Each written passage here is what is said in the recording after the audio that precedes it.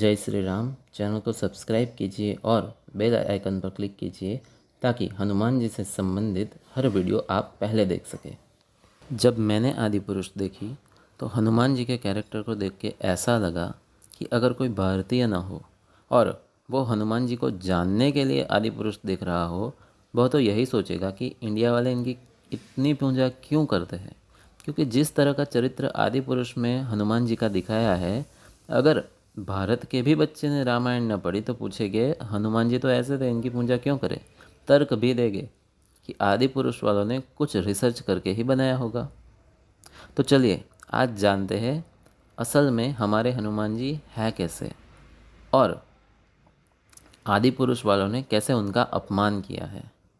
तो बात वहीं से शुरू करते हैं जहां भगवान श्री राम और हनुमान जी का प्रथम मिलन होता है। वाल्मीकि रामायण में ब्राह्मण के वेश में सुग्रीव के कहने पर हनुमान जी आते हैं जानने के लिए कि ये कौन है, और सीधा पूछते हैं आप कौन हो इत्यादि। लेकिन उनकी पूछने की शैली ऐसी थी कि प्रभु श्री राम ने उनके बारे में क्या कहा। ना ऋग्वेद विनीतस्य ना यजुर्वेद धारिण ना सामवेद विदुषा शक्यमेव विभाषितुम।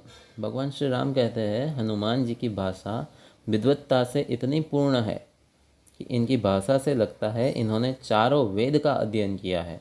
और भगवान कहते हैं हनुमान जी की वाणी कैसी है, तो जब वह बोलते हैं तो व्याकरण की भी गलती नहीं निकलती है। इतनी सुसंस्कृत वाणी बोलते हैं हमारे बजरंगबली। अब हमारे हनुमान जी इतनी कर्णप्रिय और सुसंस्कृत भाषा बोलते हैं, तो आदि पुरुष में कपड़ा तेरे बाप का वाला डायलॉग बोलने वाले महापुरुष को हम हनुमान जी कैसे माने। लगता ही नहीं कि वह हनुमान जी है, ज्ञानी नाम अग्रगण्य है। चलिए अब जानते हैं हनुमान जी लंका कैसे गए और वहाँ जाकर क्या हुआ। तो सब वानर अलग अलग टोली में माँ सीता को ढूंढने के लिए निकले हैं। इनमें से हनुमान जी के ग्रुप को पता चल जाता है कि वह समुद्र के उस पार है। अब सभी अंदर अंदर बातें कर रहे हैं। कोई कहता है मैं आधे समुद्र तक जा सकता हूँ, कोई कहता है मैं जा तो सकता हूँ लेकिन वापस आऊँ या नहीं इसमें संदेह है। अब हनुमान जी कुछ नहीं बोले क्योंकि वो अपनी बड़ाई अपने मुंह से नहीं करना चाहते थे। तभी जामवन जी हनुमान जी से कहते हैं कहे रीछ पति सुनु हनुमाना का चुप साधि रहे हो बलवाना पवन तनय बल पवन समाना कवन सो काज कठिन जग माही जो नहीं हो तात तुम पाही राम काज लगे तब अवतारा सुनि कपि भयउ पर्वताकारा।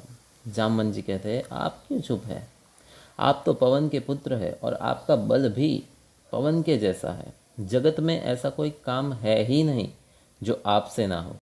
अब इतना सुनकर हनुमान जी पर्वताकार हो जाते हैं। उनका स्वरूप कैसा है, स्वर्ण के समान, और वह भी चमक रहे हैं। अब सोचिए कितने सुंदर दिखते हो। जब आदि पुरुष के हनुमान जी लंका जाते हैं तो वहाँ पर उनसे एक भी राक्षस मरता हुआ नहीं दिखाया।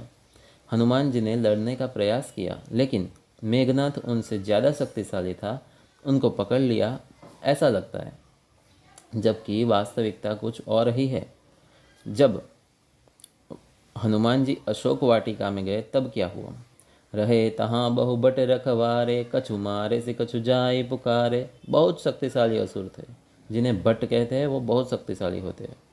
अब उनको मारना शुरू किया हनुमान जी ने।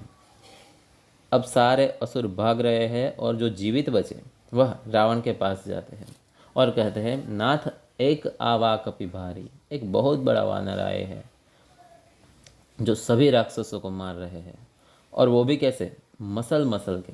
जैसे हम एक चींटी को मसल दे ऐसे हनुमान जी बड़े बड़े राक्षसों को मसल मसल के मार रहे हैं। फिर रावण और राक्षस भेजता है, उन्हें भी मार दिए। कुछ को जीवित छोड़ा ताकि रावण के पास जाए और संदेश दे।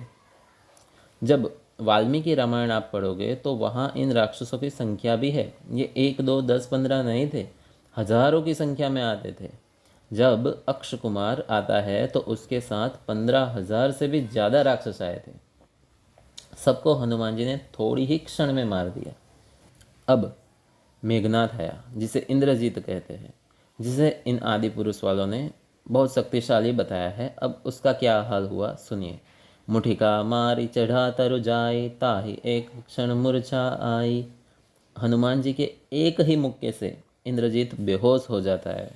होश में आकर बहुत सारी माया करता है। जितने भी अस्त्र थे वो सारे हनुमान जी पर छोड़ता है, लेकिन किसी भी अस्त्र का हनुमान जी पर असर नहीं होता है। तब वह हनुमान जी पर ब्रह्मास्त्र छोड़ता है। हनुमान जी सोचते हैं ब्रह्मास्त्र का मान रख लेता हो, और बंध गए। हालांकि इंद्रजीत को भी पता था कि ये अपनी इच्छा से बंधे हैं, मेरी शक्ति से नहीं। अब आप ही सोचिए, इतने वीर श्री हनुमान जी महाराज को ऐसे ही इंद्रजीत ने पकड़ लिया, वह भी अपनी शक्ति से, बिना कोई प्रयास किए। क्या ये हनुमान जी का अपमान नहीं है?